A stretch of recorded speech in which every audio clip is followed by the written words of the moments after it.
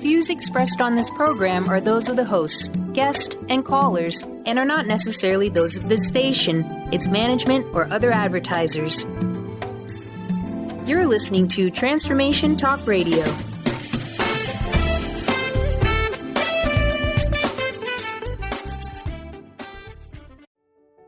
Welcome to the Karmic Path with your hosts, Tina Irwin and Laura Van Tyne. Join us as we dive into the normal and the paranormal to break through the darkness and to help you realize how karma, spiritual law, and psychic ability all combine to open the doors of understanding. This is the place where we build the karmic connections between science, psychology, and spirituality. But can we change our karmic path? Can we help someone else's karma? Stay tuned and join us for an opportunity to look at life and spirituality from a down-to-earth, no-nonsense, practical perspective. The Karmic Path radio show with Laura and Tina, Better Karma for Better Living, starts now.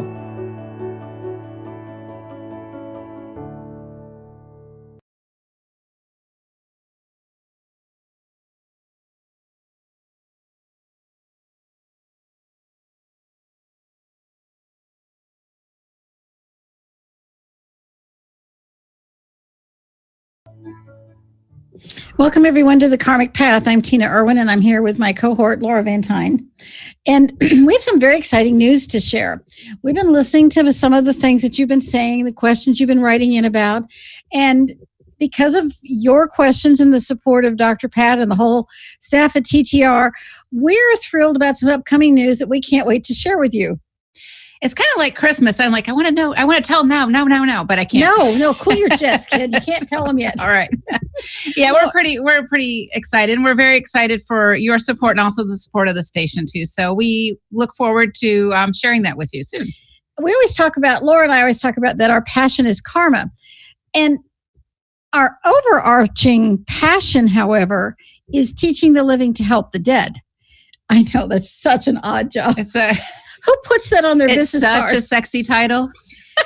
Anyway, and since like everyone else, we are evolving souls, we're evolving into an entirely new show, but we can't tell you about it just yet. It's coming. Okay, your turn.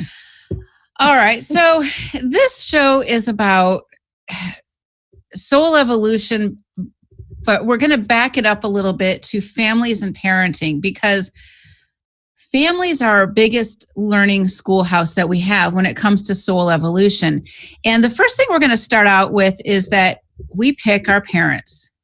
Yeah, you heard that right, people. We do pick those parents. It's a karmic opportunity. You know what? But I'm hearing people say now, those thought waves are coming through. What do you mean I pick my parents? Surely I'm going to do better next time. People think that, but they don't always do better next time because they are not learning the lessons that their parents taught them. That's not entirely true of everyone. I think a lot of people learn a lot from their parents. They learn what they really liked about what the parent did, and they learn what they really hated about what their parents did. So I think parents are your first teachers. Well, and they're literally viewed as a godlike status to their kids, well, especially when the kids are little. Because the parents are the creators. They created this child. Two people come together and they create a child.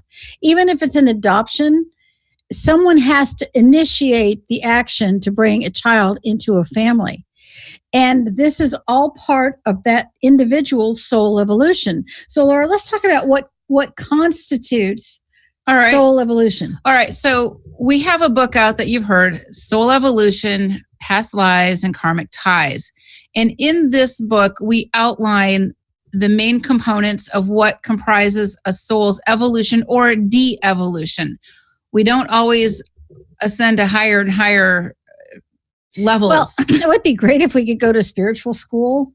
Yeah, there is no spiritual university. Sorry. And you start in the first grade, and then each life you just go to higher and higher levels. It would be so cool if it were that logical, that ordered, and that straightforward, but it's not. It's not. And so the factors that are involved are the karma that you have, the karma you've earned. And when I say that, karma is not punishing.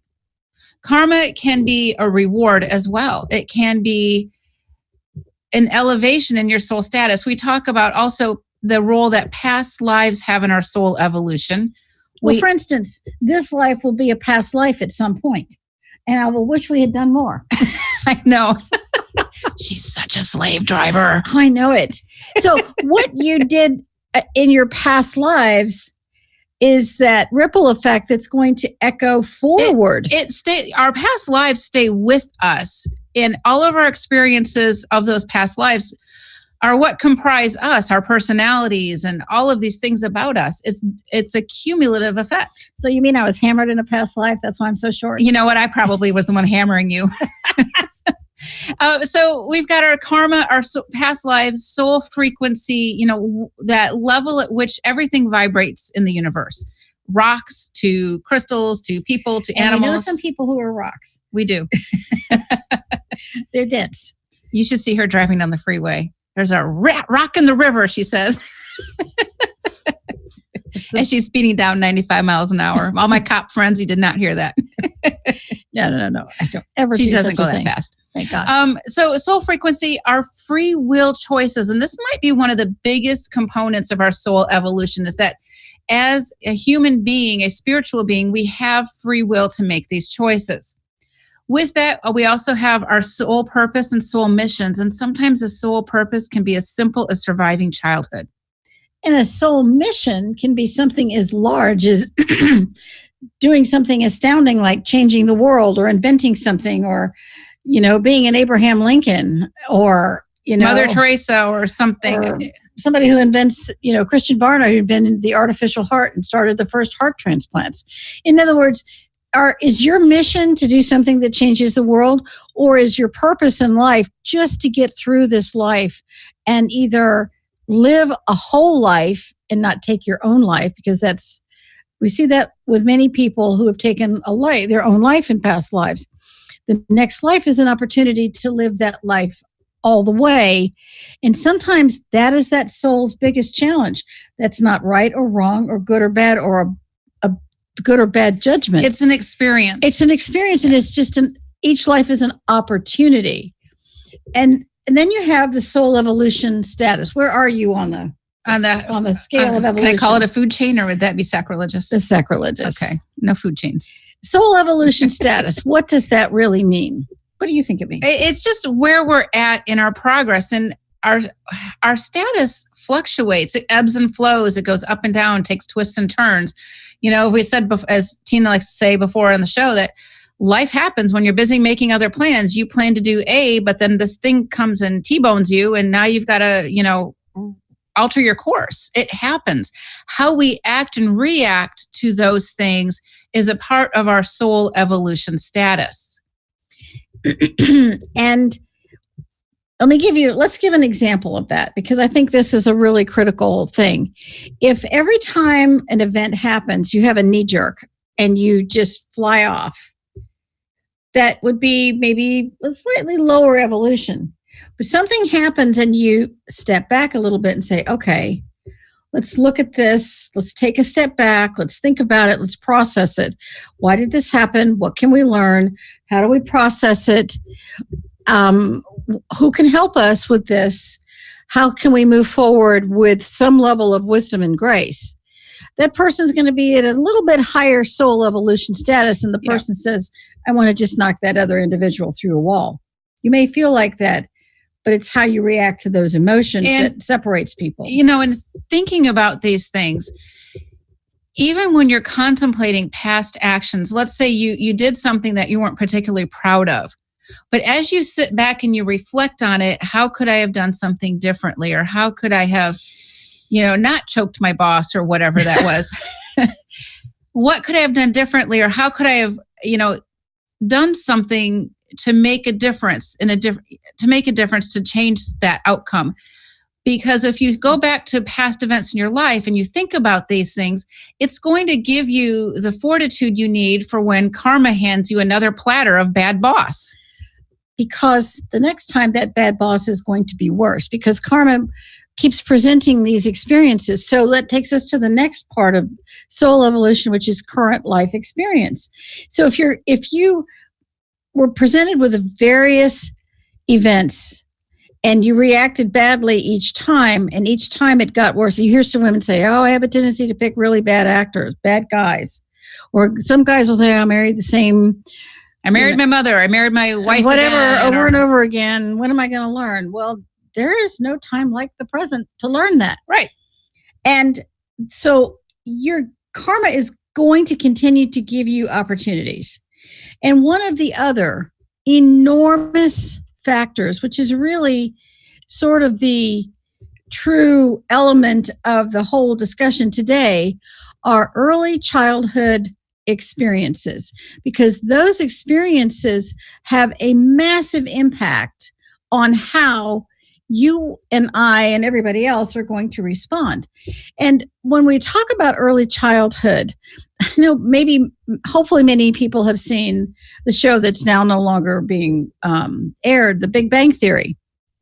And in The Big Bang Theory, the character of Leonard Hofstadter felt like he didn't receive enough love from his mother. So he's always looking for love and approval. Well, I just saw the Elton John movie, which was a great movie, by the way. Rocket Man.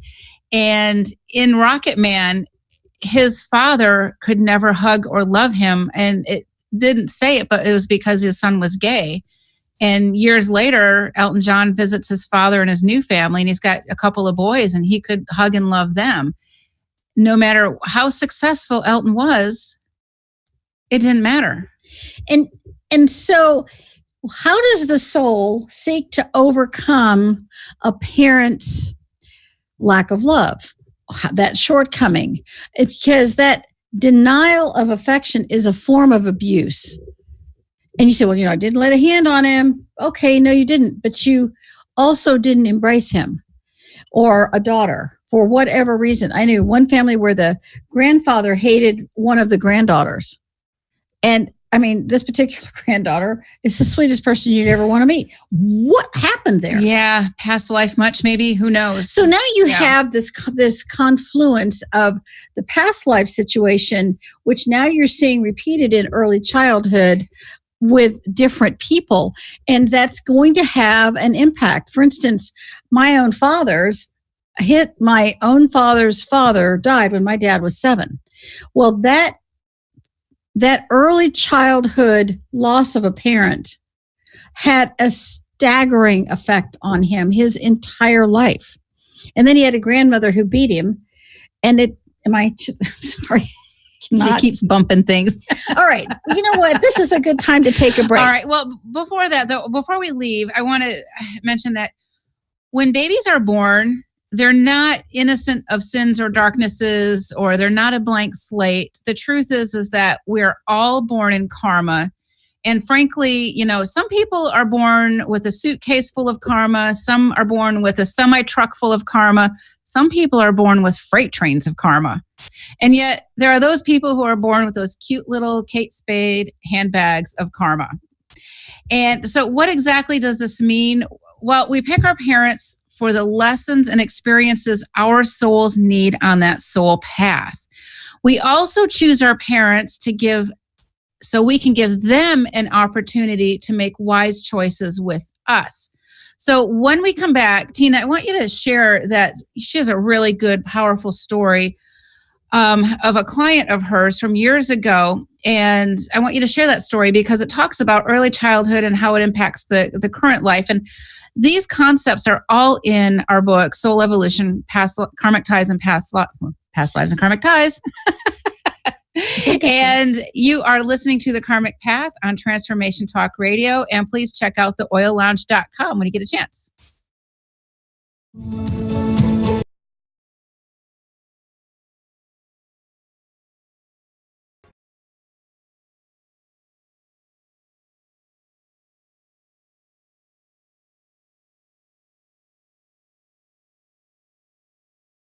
To not a good time to space out, is it? No.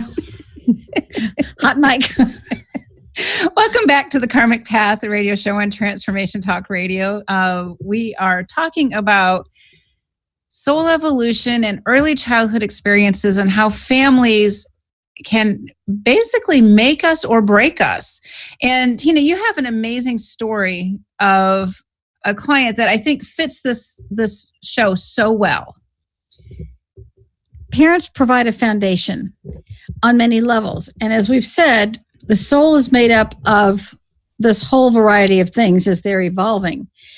And I don't know whether it's something you have to check off. Okay, I'm sorry. She keeps just moving around. I am a fidgeter. Maybe I should just needlepoint. Yeah, you should. Give me this. All right. Okay. This particular individual was raised by one of the cruelest mothers you could have. And his father was this horrible individual who was in prison. And his mother was just, one or two notches above that. And then she kept marrying men who were hideously abusive and trying to kill him, this young kid. And he's trying to escape the abuse, but he doesn't become like his mother, father, or stepfathers. He is just trying to escape the abuse. That's just really the whole effort. What did he do to try? What were some of the things that he did to try to escape? He kept running away, and then the police would have to bring him back. And finally, he ran away and joined the Navy. And then his mother marched down to the recruiting station and said, he's only 17. And the military had to give him back. And he literally worked to survive every day. And as soon as he hit 18, he left. He did not join the military, but he left. And he was basically, he came to California. I don't remember where he lived I think it was in Arizona. He came to California and got an education and developed a career and became a very wealthy man. Married his first wife, had 2 kids. That marriage somehow didn't work out. Married his second wife, who was really the love of his life, and ended up with 2 more children. And that also ended in divorce, and he's on his 3rd wife and no more children. The point is that he never abused his children. He was never cruel. He was never harsh. He was always generous. He always paid the alimony. He never fought that. And he always paid the child support. The problem he had was he was always looking for love in all the wrong faces. He wanted the love of a parent. He didn't have it from either parent. He didn't have it even from an aunt or an uncle. He received it from his wives, but there was this emotional hole in his heart that was so enormous that no matter how much love his wives genuinely sought to give him, how faithful they were, how loving and kind and cooking and being there for him, he was always endlessly looking for love in all the wrong faces, which he had an awful lot of affairs. Well, it didn't mean he didn't love his wives. Right, but you bring up a really good point, is sometimes just surviving childhood is the best we can do. And what makes the story very powerful is that he did not repeat those abuses. He's not a perfect person. He's not a perfect soul. None of us are. He didn't repeat those abuses that were handed down to him. So in a sense, he changed his family's pattern. The other thing is that he was not an abuser, although his wives would probably say having all those affairs. It is a form of abuse, but it's not. He didn't ever lay a hand on them. He didn't say horrible things to them. He wasn't screaming. He didn't beat them. It wasn't spiritual abuse. He didn't sexually molest anyone. Where I'm going with this is he tried to provide a better life for his children than he had. But there was so much damage to him as a child that there was a part of him that couldn't recover from the damage. As if a piece of his soul was shaved off, that a piece of him is missing. And when somebody suffers this much trauma and this much abuse, it's amazing they don't turn into a serial killer. Well, that's really true, because when you look at how much trauma this man suffered, you'd think he was in a Disney movie. Yeah, you know what? By the way, all those little girls who want to be princesses, Disney princess parents are not that great, right? No, I mean, to be a princess in a Disney movie, you got to really have a lot of trauma and suffer. And this man suffered. You know, the princes never have to suffer. It's always the princesses that suffer. Oh my gosh. Disney needs to rethink this. Wow. Anyway, where I'm going again is that in this man's case, and I think that there are a lot of us who were married to either husbands or wives who suffered a lot. And there's a part of that spouse's personality, or maybe it's your parent. I saw this with my father.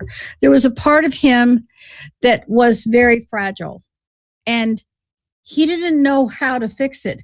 And sometimes when a human being, a personality is so fragile, even if you say, well, you need counseling, go get therapy. Pop a pill. Pop a pill. There's no pill, powder, procedure, Potion. or potion. I knew there was another P in there that can really heal that. And what has to happen is the individual does the best they can. My father did the best he could, and he was such a better father than he had, because he didn't have a father at all, and his mother was emotionally absent. So if you have either no father or an abusive father, or you have an emotionally absent, which was a Leonard Hofstadter story, that I interrupted, I'm sorry. An emotionally absent mother, then the soul must find a way to fill the void, to heal that gap. And this brings us to part of the concept that goes back to soul evolution. There are so many forms of abuse. This particular story of this man was not sexual. It was physical, emotional, on a spiritual level. It wasn't Your sexual. client was also sexual abuse. This particular client was not. Okay.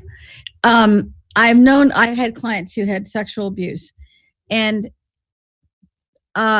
you can only go so far. And sexual abuse requires almost an entire show, because the dynamic of that is beyond what a person who's never experienced that will never understand. And all forms of abuse are spiritual abuse. All forms of spiritual mental, abuse. Emotional. Nobody goes through a mortal life without experiencing some form of abuse. And the lesson is how do we handle it? What can we do to make a better choice? And sometimes when it comes to parenting, the answers lie in what not to do. Well, my parents did this. I know now what not to do. And there's a very chilling example in people who, we told a positive story. My father didn't do to us what was done to him. Well, in this man's case, he didn't do it to his wife and children what was done to him. He really pulled himself up with sheer force of will on the spiritual ladder. But that hole in his heart made him have some serious failings as a husband. He couldn't overcome those. And so when you're looking at that, there are those situations where you can't love somebody enough to fix it. And it also comes down to family patterns. And are you strong enough to break that family pattern? Are you strong enough to do something different? Or are you simply going to do what was done to you? We all have free will choices, and this ties back to that free will choice. And this applies whether you came into a family through you were born into the family, or you were adopted through a legal process by a family.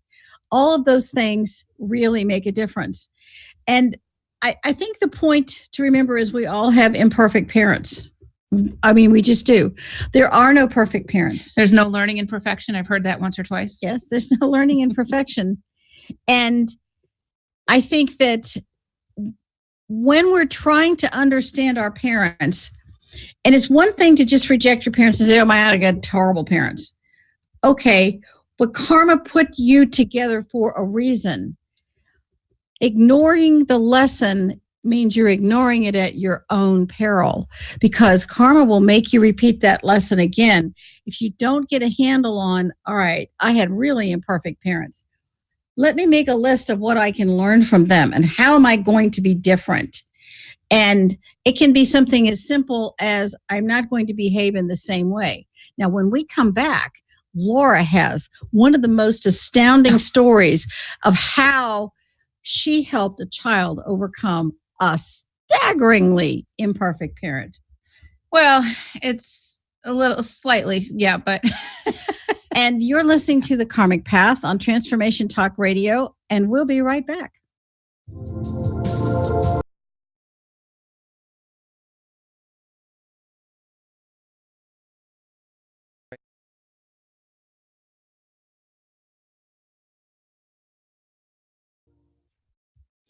Welcome back.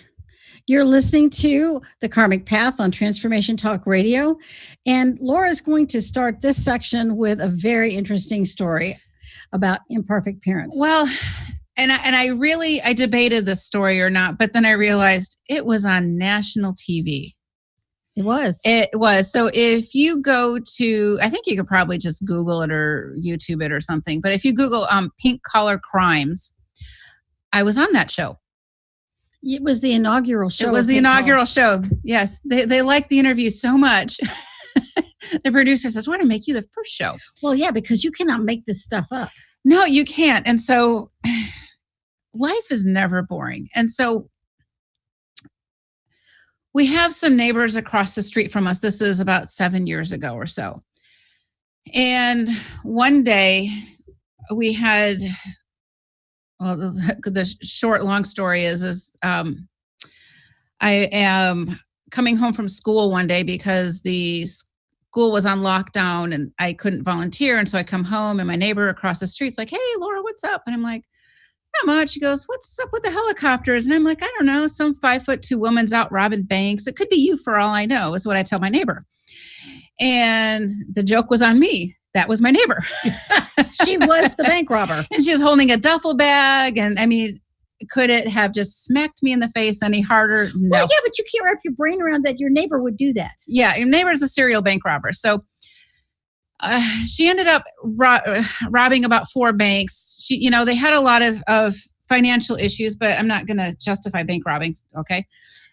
So Thank God.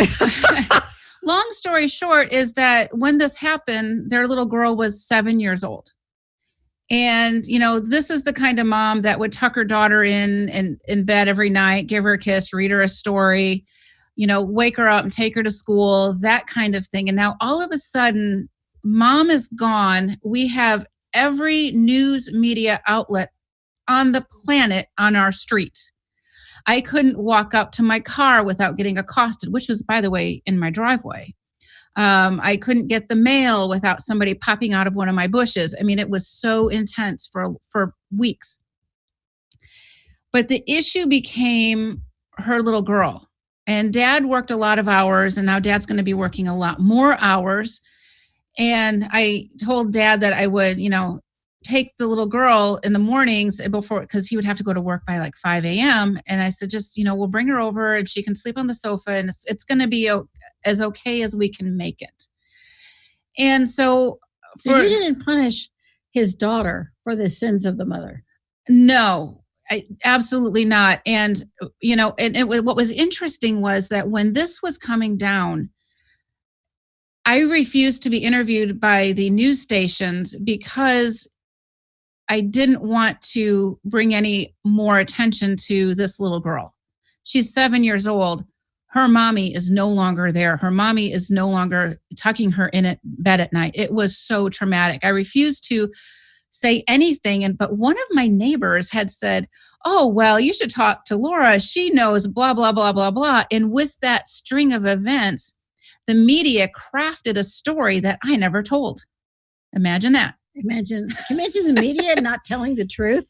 Oh my God, gosh. what a concept. So anyways, this little girl now, I'm working with the dad and, Well, how are you working with the dad? By helping the daughter. Okay. So because he's got to figure out how to go to work and their life has been turned upside down. And they also have a bunch of boys who are teenagers. So she comes over and every morning from basically October through June, this little girl comes over and she, will come in and sleep for a little bit. And then we would get up and we would do what I would call art therapy. We have an art closet in our house and it's full of every art and craft supply. I mean, during certain seasons, our table looked like a Kesha concert full of glitter. So we would draw and stuff. And this was a great time. And if you have any child who's dealing with trauma, give them art supplies. Art has a way of healing the soul in unimaginable ways. Because a child can't say, I'm feeling this, Right. and I know that the inner part of me is really struggling. A child's going to look at you like, I don't know how to wrap my brain around what my mom just did. Right. And my dad is grieving, and where's my mom? And why are all these people staring at me and pointing at me? And that was the other tough part, right? Going to school. I mean, thank goodness the teachers at the school and everybody else were handling the situation with the kindness and respect it deserved. So I'm working with her every morning, and we're just coloring. And I said, you fed her breakfast too. And fed her breakfast, got her hair done and dressed, and all those mom types of things. So she wouldn't. I'm not a replacement for her mom, but it helped on some levels. And so, I just said, let's just draw pictures. And you know what? When you go visit your mom, you can take her all of these pictures. And so she had to visit her mom in jail. That's the only time she could visit her mom. Oh, yeah. I mean, that was it. And so, I'm giving her the same love and care I would give my own kids. And my heart's just breaking for her. And my heart's also breaking for the mom in a sense too, because she chose poorly. She chose poorly. Not all parents choose wisely. So as we're talking, she starts to tell me, and she's trying to justify all of this craziness, right? The mother is. The daughter is. Okay. The daughter's trying to justify all this craziness. And she starts to tell me, well, it wasn't really my mom that did those things, those bank robberies. And, she's trying to craft a story in her 7-year-old mind. So I very gently had to remind her, your mom did do these things. It doesn't mean she didn't love you, or it doesn't mean she doesn't love you. Your mom loves you very much. Your mom misses you, and you miss your mom. And so I had to keep reminding her that even though mom did some of these horrible things, her mom still loved her. That wasn't going to die. Love never dies. And so as we're talking and going through these and helping her process this, it helped her to shift some of these things, and it helped her to get her some coping skills to how she's going to deal with the world, because now the world looks different. Well, the world's going to look very different because her mother didn't rob a bank in a vacuum. It affected the tellers in the bank. It affected her immediate family. It affected your whole family, all the news media, the neighborhood, the schools, the teacher. That karmic ripple effect was the unfortunate result that just kept echoing out. And so she's 16 today? She's 16 or 17. I don't know a whole lot. The dad ended up moving at the end of that school year. And the nice thing is that the dad knew that he needed to create some type of stability for his kids. So he kept them there in the same school so they could finish out that school year that year. And I thought that was huge, and it was very insightful on the dad. Because it was because he realized that every child needs the same thing. They need to be safe. They need to be loved. They're basic human needs. No matter where you live on the planet, every child has the same needs. Every human has the same basic needs. We all want love. We all want food and comfort. We all want to know that we can depend or rely on someone. Those are the basic needs that every soul has, period. And what makes some souls different than others is the level of greed or the not so nice characteristics. Or the very poor judgment that the soul either comes in with or exhibits and gets themselves into trouble. And then they wonder, how did this happen? What could have happened? When we talk about parenting, not all kids come in with the parents they're born with. I think it's really important to address adoption. And if you are adopted, you are now dropped into the drama of not just the family that gave you life, but the family that is helping you to live. And there's a very big difference. Biology doesn't make a family, not every time. Sometimes whoever truly loves you constitutes your family. And if you are adopted, you have the karma of the adoption experience. Not right or wrong or good or bad. Just is. Sometimes somebody can't have another child and you have to get to that parent somehow. It's just another method of getting there. That's all. And so now you're going to take on the karmic experience of the family you joined. And that could be really wonderful. It could be not so wonderful. It's no different than being born into a family that's wonderful or not so wonderful. You're going to do the best you can.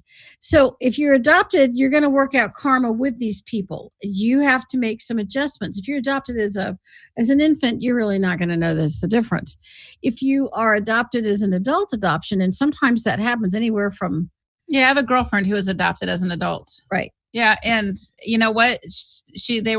Her foster family at the time adopted her as an adult because they truly loved each other. They knew that was the right thing, and it worked out well. It doesn't always work out well, but this situation did. There was a show on, it was a 60 Minutes episode where this, and I just thought of this, so I don't have all the names.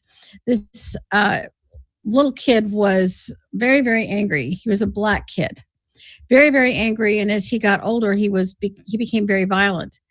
And he ended up in middle school. He had a school teacher who saw something in him. And he did some things that he's not particularly proud of and ended up in juvenile hall. This same school teacher kept coming to visit him over and over. And his guidance counselor came and brought him, of all things, opera music. And he said, you know what? I want to be an opera star. So instead of the guidance counselor saying, you, an opera star, have you lost your mind? He said, okay, now they're in juvenile hall. He sits him down and he says, look, if you're going to be an opera star, you got to get out of here. You got to change your act. And the school teacher is side by side. They're trying to help him. You need to do these things. Let's set out a plan. Let's build a plan to get you out of here. Let's get you on, the national stage. And that's what happened. They worked and worked and worked and worked and worked. And he became he's at the Metropolitan Museum. He's at the Metropolitan Opera House to this very day. One of the world's most renowned opera singers. Somebody with an cared astonishing enough. Voice. I mean, right? He really did have the chops for it. Well, but somebody cared enough to give him that direction. So even if biology doesn't give you the parents you need, karmically, if you set yourself up to say, I'm going to listen. And these people saw something in him and they stood by him. Well, instead of rejecting them, he embraced where they were taking him and he just didn't ever look back. And he is really open and honest about that past. In a sense, he's proud of being able to say where he came from. So when we come back, we're going to talk about how you teach your kids to cope in life a little bit. We'll be right back. You're listening to The Karmic Path on Transformation Talk Radio.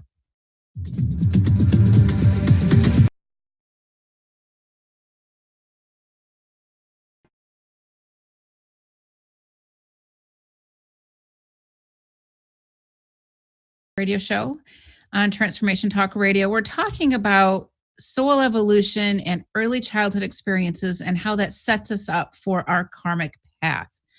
And we've been talking about adoption, but last year, Tina and I went on a business trip together and we had a really delightful conversation with some stranger people we didn't know, but she had a fascinating story about the implications of those DNA test kits that come out nowadays. Okay, so here's the story. Somebody in the family did the DNA test on Ancestry.com. And I don't know if people know this, but once you start submitting information on Ancestry, it's available. Or any of the DNA kits. Any of the DNA kits, 23andMe, whatever. You are putting all the information about yourself available globally. Anybody can look you up. And in this particular story, this was a very large family. And a very religious family. Very religious family. And very religious family. And this individual found out they had a new family member based on a child that a grandma had produced that nobody knew about. And she gave this child up for adoption to the obstetrician who delivered the baby. And he and his wife couldn't have children, so she gave this child to him. And when his parents died, all information about who his birth family was died with him. And he had been looking to see who his people were. He was curious. He was curious. And his father was an obstetrician, and he was a really bright guy, and he became a physician as well. He's a really good guy. He's got a wife and kids, but he wanted to know where he came from. And so he'd been sort of working through, the ancestry.com information, and he discovers that he has a DNA match that's astonishing. So he contacts the family. And one day our acquaintance gets a phone call that says, "Hi, I think I'm your uncle. And I think so-and-so and so-and-so I think she was my mom, because our DNA match is it's a 100% match." And nobody in the family knew that this person had a baby out of wedlock. That our acquaintance's grandmother had a baby out of wedlock. And he was the sweetest guy in the world. He said, "I'd love to meet you. I want to have a family. I have no family other than where I'm married." And so she agreed to meet with him. So her family and his family got together, and they had a great time, and they're enjoying each other's company. But what happened was the larger extended family catches wind, and they don't think this is cool at all. And they feel as if there has been some sort of violation, that it's like the memory of the grandmother is besmirched. And they said, "Okay, you made contact. That's it. Don't ever contact us again." It's divided the family, and which is really sad because it's an extremely religious family, which is ironic, but maybe not. Not really. But the point is that man had to come in somehow to his adopted parents. We don't know the karma behind that situation, but for some reason, they needed each other. They were not able to conceive their own child for whatever reason. And he needed a way to get to those parents. And the grandmother was technically that vehicle. I know it just really takes humanity out of the picture, doesn't it? When I say it that way. Well, something happened to her, and she had a child, and she gave the child to a family that she knew would love him. She was in a religion that would never have accepted this child, ever have accepted this child. As we can see, 40 years later, they still didn't accept this child or what happened. And the bottom line, it comes down to love and compassion and understanding. Instead of embracing a new family member they didn't know they had, it divided this family with those that were angry and upset and those that wanted to love and accept. And embraced him. And what they discovered was that they became very disappointed in their faith, because then something else happened. One of their children fell in love with a person of a different culture, because we're being very vague about all this. Person of a different culture, a very, very, very different culture. Beautiful culture. And it's very different. They have a grandkid, but now the grandkid is of a mixed culture, race. Mixed culture, mixed race. And it's kind of like a karmic test in a way. This is a huge karmic test, because this same religion has rejected this marriage with this mixed race granddaughter. And our acquaintance is bonkers over this kid. And so the family of the spouse completely embraced everybody. And they completely embraced their new in-law. They have a brand new family that just adores each other. But it's a huge karmic lesson on so many levels, this experience that this family is having. And what makes this so fascinating to us is that our acquaintance and her immediate family and her offspring's new in-laws and have embraced the new in-laws, the new daughter-in-law, the baby, and the culture, uncle, and everything. They've embraced all that came to them. Their form of their belief and their cultural system and their religion embraces love with everyone. But the religion this woman grew up with did not, and they left that faith 100%, which created this big rift in the family. And we have to remember that we drop into the dramas that we're born into, and we have to work through these karmic challenges in a mortal life. If we don't work through them, then we get another chance to work through them again. Well, here's what's interesting. They worked through the karmic challenges of the adoptive person who showed up. And then karma gives them another test with this new family. It's like, okay, well, you embraced him. Well, will you embrace this? And they did. And it was so cool. And they're great people. I mean, I can't wait to go back and see them again. I mean, it's like we made friends on the trip. But this is a great example of how reincarnation, past lives, hope, and renewal can help us with our foundations and our parenting and our families and our love. And if you can teach your children how to cope with life, you're teaching them how to handle situations in wise manners. Everything is politics in our work, family, everything. Even in the higher realms, higher realms, lower realms, it's all You're politics. never going to escape that. You never are. And with that, parenting is a form of politics.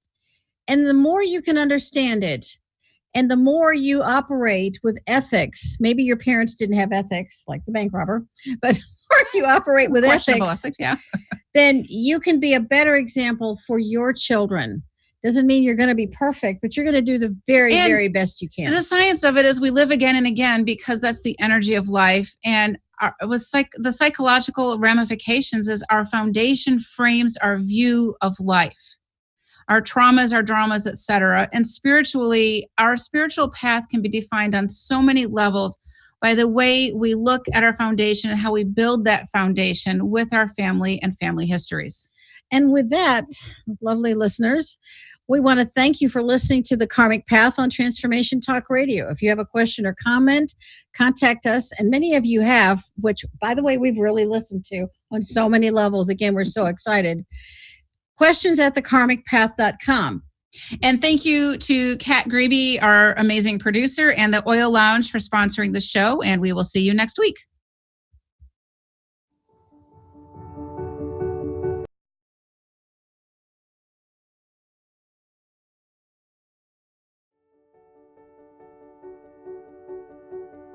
Thank you for spending time with us on the Karmic Path Radio Show.